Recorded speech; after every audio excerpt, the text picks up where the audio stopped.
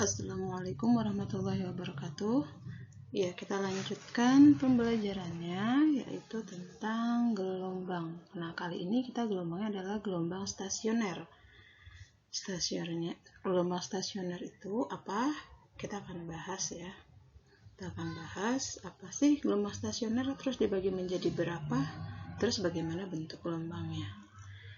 Sebelum lanjut, silahkan jangan lupa klik like dan subscribe-nya ya.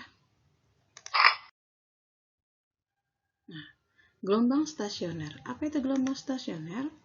Gelombang stasioner terjadi jika dua gelombang yang punya frekuensi dan amplitudenya sama bertemu dalam arah yang berlawanan.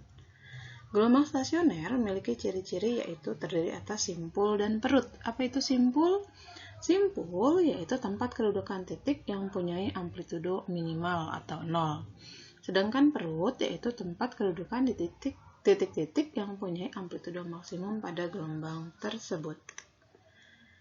Nah, gelombang stasioner ini dibedakan menjadi dua, yaitu gelombang stasioner pada ujung bebas dan gelombang stasioner pada ujung tetap atau ujung terikat. Gitu ya. Nah, kali ini yang kita bahas adalah gelombang stasioner pada ujung bebas, gitu ya.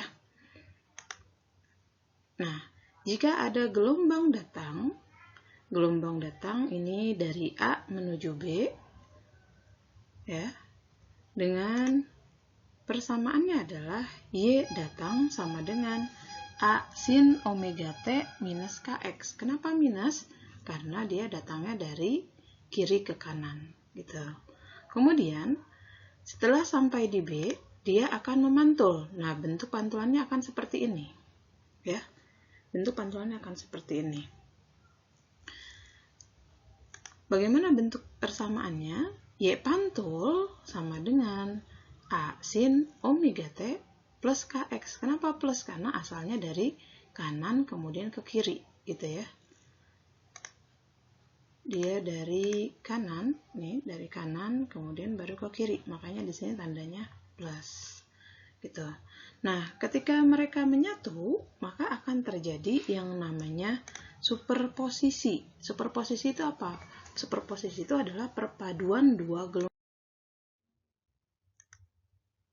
Nah, tadi kan persamaannya Y datang sama dengan A sin omega T min KX. Kemudian Y pantulnya adalah A sin omega T plus KX. Bagaimana ketika mereka berpadu?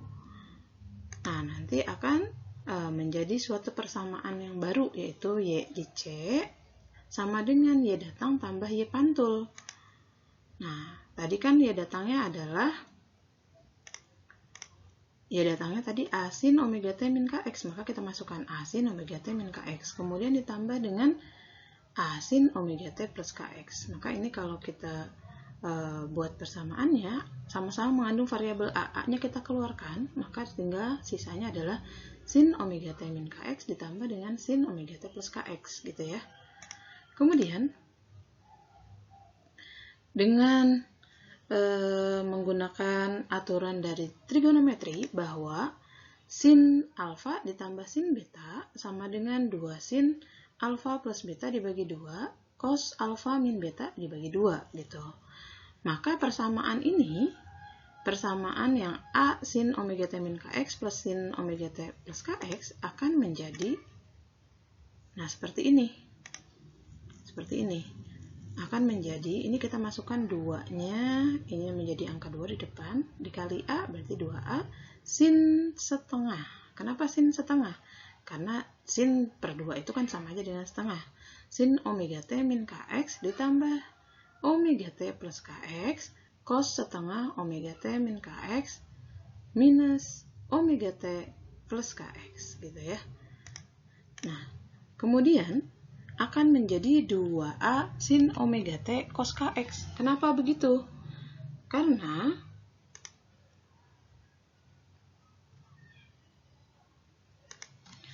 Karena untuk yang ini, maka min KX-nya itu akan habis ya.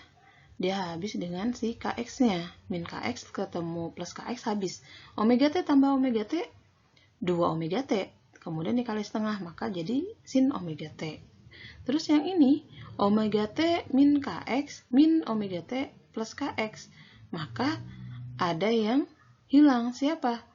Omega T-nya. Ini hilang nih. Tuh. Nah, ini min Kx, jadi min 2Kx. Dibagi 2, jadi cos Kx gitu ya.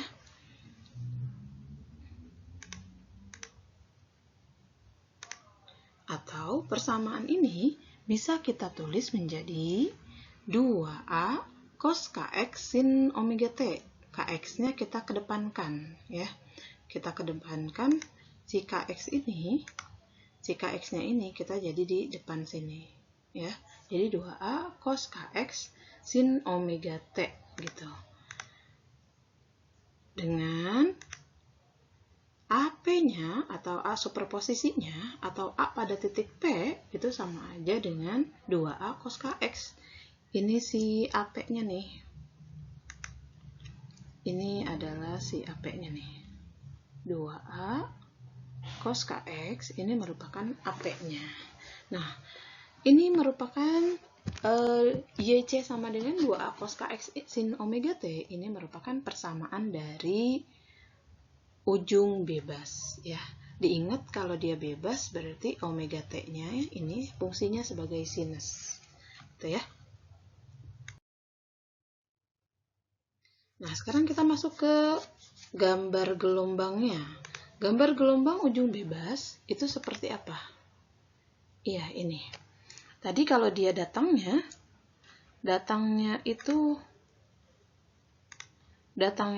ini gelombang datang, misalnya yang atas ini. Sebentar, Miss kasih warna yang berbeda ya. Nih. Soalnya ini yang gelombang datang ya. Ini dia ke sana. Sana, ini gelombang datang ya. Kemudian karena dia bebas, kalau bebas itu berarti dia kan gerakannya bisa, kalau tali kita ikat, terus kemudian atasnya ini ikatannya kita longgarkan, maka akan terjadi ujung bebas.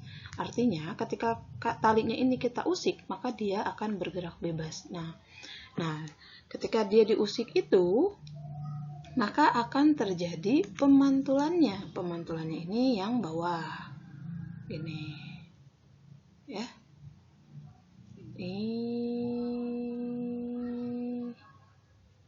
Nah, sekarang bisa kita lihat di sini ketika dia terbentuk pertama, ini misalnya Miss kasih garis bantu ya. Garis bantu begini. Nah, ini adalah tiangnya. Ini tiangnya, kemudian ini Miss potong tengahnya. Ini. Nah, ketika dia ujung bebas, maka yang terbentuk pertama adalah si perut. Kemudian baru ada simpul, perut, simpul, dan seterusnya. Begitu. Nah, sekarang kita rumuskan. Bagaimana letak perut. Letak perutnya. Nah, letak perut. Untuk perut pertama itu nilainya adalah di sini berapa gelombang? Perut pertama itu nilainya adalah 0. Kenapa 0? Karena di sini nih perutnya itu kan di sini. Berarti dia nggak punya panjang gelombang. Berarti dia adalah 0 gelombang gitu. Kemudian untuk perut kedua. Perut kedua yang mana? Ini ya.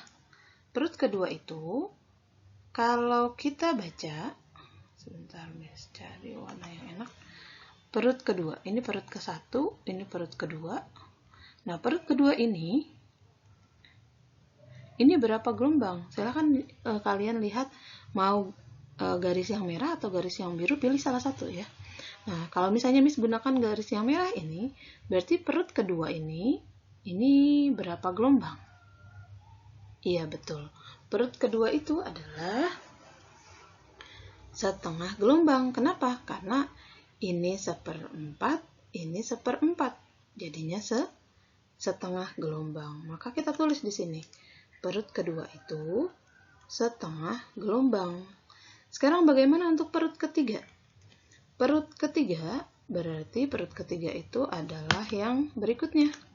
Perut ketiga itu yang ini. Nah, kita lanjutkan gambarnya. Berarti kita sampai di sini. Sini ya. Mau baca yang bawah, mau baca yang atas sama aja. Ini namanya kalau yang dia menjauh begini, dia maksimal, ini berarti perut juga nih, perut. Perut itu boleh atas, boleh bawah, gini. Ini perut ketiganya. Kita lanjutkan, ini berapa gelombang? Kita arsir lagi sampai di sini. Nah, ini berapa gelombang? Iya betul, itu adalah 1 gelombang. 1 gelombang. Sekarang perut keempat. Perut keempat itu berapa gelombang? Perut keempat itu kita lanjutkan. Ini berarti perut keempatnya. Kita lanjutkan arsirannya sampai di sini. Sampai di sini berarti kita potong. Tik tik tik tik tik. Tik tik tik tik tik. Berapa gelombang? 1,5. 1,5 ya. 1,5. Jadi kita tulis bahwa perut keempat itu adalah 1,5 gelombang atau 3/2 gelombang. Nah, ini akan membentuk pola nih. Ketika P-nya 1, dia 0. P2, dia di sini adalah 1/2. Ini kalau kita tulis lambdanya sendiri, artinya adalah 2/2 gitu ya. 2/2 gelombang. 2/2 itu sama dia dengan 1 gelombang. Ketika P2 dia 1, ketika P3 atasnya 2, ketika P-nya 4, ininya 3 gitu. Berarti kita bisa membuat rumusan bahwa untuk perut itu rumusnya adalah N-1 dikali setengah lambda. Betul ya? Ketika 4 ternyata atasnya kan 3, ya kan? Berarti kan selalu berkurang 1 gitu. Sekarang bagaimana untuk simpulnya? Bagaimana untuk simpulnya? Kita analisis lagi. Untuk yang simpul. Sekarang Miss yang baca yang bagian yang bawah ini. Simpul ini. Ini adalah simpul 1. Ini simpul 2. Ini simpul 3. Ini simpul 4. Dan seterusnya. Ini simpul 5. Simpul 1 kita lihat. Kita arsir nih. Nah. Ini berapa gelombang? Simpul 1 ternyata dia adalah 1/4 gelombang. Miss tulis S1 sama dengan 1/4 gelombang. Kemudian untuk yang S keduanya, simpul kedua, simpul ketiga, simpul keempat, dan seterusnya kita analisis lagi nih. Untuk simpul kedua berarti kita arsir sampai ke simpul kedua sekarang. Berarti kan simpul kedua ini sampai di sini. Maka ini yang kita arsir. Ini. Nah, arsiran ini berapa gelombang? Kita lihat. Ini tadi 1/4, kemudian ditambah dengan setengah. Jadi berapa? 3/4 ya. 3/4 gelombang. Kita tulis di sini 3/4 gelombang. Sekarang untuk simpul ketiga. Simpul ketiga kita lanjutkan arsirnya. Simpul ketiga kita lanjutkan. Ini simpul ketiga. Berapa gelombang nih? Kita hitung ya. Ini 1 sampai di sini, kemudian 1/4. Berarti simpul ketiga itu 1/4. 1/4 kita tulis dulu 1/4 gelombang atau 5/4 gelombang gitu. Sekarang simpul keempat. Simpul keempat kita arsir lagi, kita tambahin. Nah, sampai di sini berapa gelombang ini? Berapa? Ini tadi sampai di sini 1, terus 1 berapa ini? 1/4 ya? 1/4. 1/3/4. Tulis 1/3/4 gelombang. 1/3/4 gelombang. Kita kalau ubah menjadi pecahan biasa jadi 7/4 gelombang. Nah, kita lihat di sini. Kalau dia 1, ini 1. Kalau 2 ternyata 3. Ini adalah angka-angka ganjil ya. 1, 3, kemudian 5, terus 7. Kalau kita rumuskan, maka rumusnya akan menjadi letak simpul itu adalah 2n-1. Betul nggak nih 2n-1? Betul ya. 2 kalau kita coba di sini. 2 dikali 1. Nih. Kalau kita coba di sini, betul nggak sih kalau dia simpulnya 1? Maka 2 dikali 1 kurangi 1 dikali 1/4. 2 kali 1, 2 kurang 1, 1. 1 kali 1/4, maka 1/4 gelombang. Gitu ya. Terbukti ya. Nah, kalau sudah paham, sekarang kita lanjutkan ke contoh soal. Nah, ini ada contoh soal. Sebuah tali yang panjang, salah satu ujungnya digetarkan terus-menerus dengan amplitudo 10 cm. Nah, kita tulis dulu berarti ya. Kita tulis yang diketahuinya adalah amplitudonya 10 cm. Terus ada periodenya. Periode itu T besar 2 second. Sedangkan ujung yang lain dibuat bebas. Berarti ini adalah gelombang ujung bebas. Jika cepat rambat gelombang pada tali, ada V-nya 18 cm per second. Dan pada tali terjadi gelombang stasioner. Yang ditanya adalah yang A, amplitudo gelombang stasioner pada titik. Nah, itu. Berarti yang ditanya adalah, yang A itu adalah AP-nya. Ada titik P yang berjarak 12 cm dari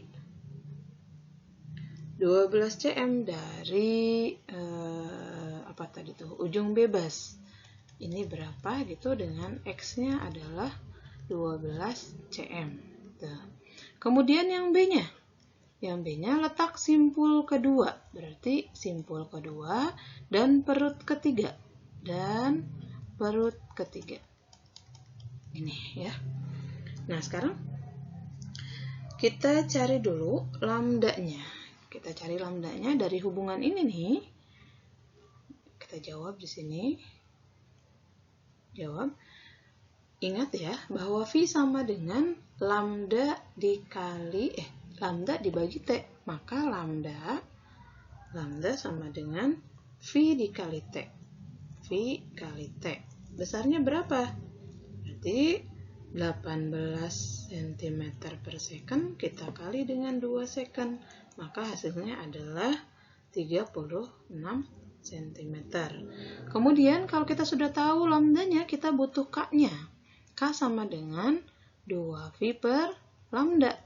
Nah, kita masukkan lambdanya. 2V per 36. Sama dengan, ini coret ya. Jadi 1/18 maksudnya. 1/18 pi. Atau pi per 18 gitu. Nah, sekarang kita jawab. Untuk bagian yang A, ingat tadi bahwa AP itu adalah rumusnya 2 dikali A cos KX gitu.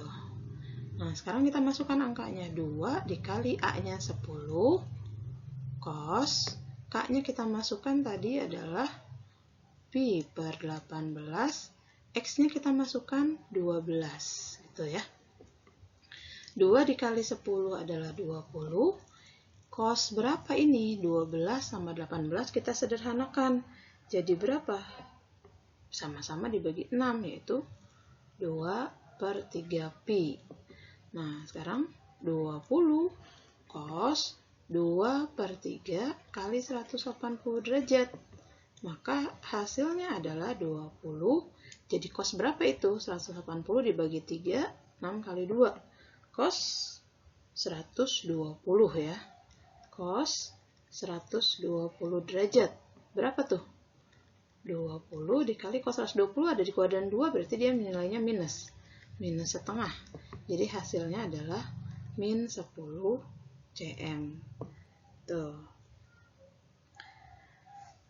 Kemudian, minus itu hanya arah ya. Jadi kalau ditanya berapa AP-nya, ya jawabannya adalah 10 cm. Minus itu berarti dia posisinya sedang ada di bawah gitu. Kemudian untuk yang B-nya. Yang B, simpul kedua. Simpul kedua, tadi rumus simpul apa? 2N min 1 dikali 1/4 lambda. Nah, sekarang kita masukkan 2 kali 2 kurang 1 dikali 1/4 lambdanya masukkan kali 36 gitu. Berapa nih hasilnya? Hasilnya adalah 2 kali 2 4 kurang 1 3/4 kali 36 yaitu 27 cm. Kemudian untuk perut yang ketiga. Perut ketiga rumusnya apa tadi? Perut ketiga itu adalah N-1 dikali setengah lambda. Maka 3 kurang 1 dikali setengah dikali 36. Jawabannya berapa? 3 kurang 1? 2. 2 dibagi setengah adalah 2 dibagi setengah adalah 1. 1 kali 36. Jadi 36 cm. Gitu ya. Nah, kita lanjutkan soal berikutnya. Ini dia. Gelombang stasioner terbentuk pada tali dengan persamaan Y sama dengan setengah cos pi X per 3 sin 40 pi T. Ini dia ujung apa? Ingat ya tadi ya, bahwa untuk ujung bebas itu omega T-nya adalah sinus. Tuh. Nah, ini kan sin 40 pi T. Omega itu yang nempel dengan huruf T. Berarti ini adalah ujung bebas ya, persamaan adalah ujung bebas. Sekarang kita namakan dulu bahwa yang ada X-nya ini adalah K, ini K-nya, dan tadi ini adalah omega. Nah, yang ditanya adalah jarak antar dua simpul yang berdekatan. Yang ditanya jarak antar dua simpul yang berdekatan. Berarti yang ditanya itu adalah delta S-nya. Delta S-nya. Nah, sebelum kita menjawab delta S, berarti kita harus tahu dulu berapa lambdanya. Ya. Nah, dari K sama dengan 2pi per lambda, maka lambda sama dengan 2pi per K. Nah, 2pi, K-nya kita ganti dengan pi per 3. Maka sama aja dengan 2pi dikali 3 per pi. Coret nih. Jadi dia 6. 6 apa satuannya? Jangan lupa. Satuannya lihat di soal. Ini ya. Jadi dia 6 apa? 6 cm. Itu. Kemudian, sekarang kita gambarkan tadi kalau dia ujung bebas itu begini, kan?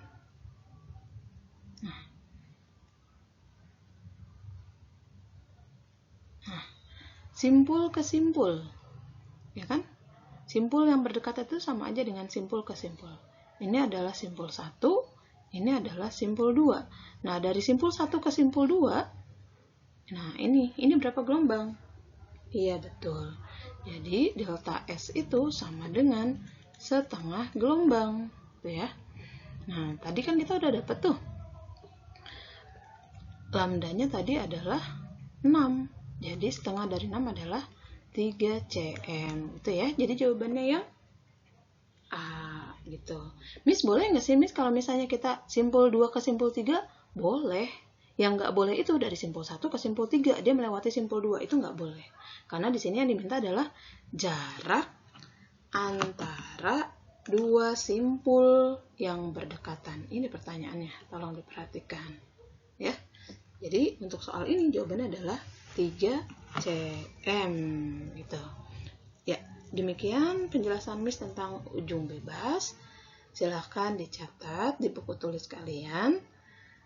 Jangan lupa tinggalkan komen nama panggilan kalian ya.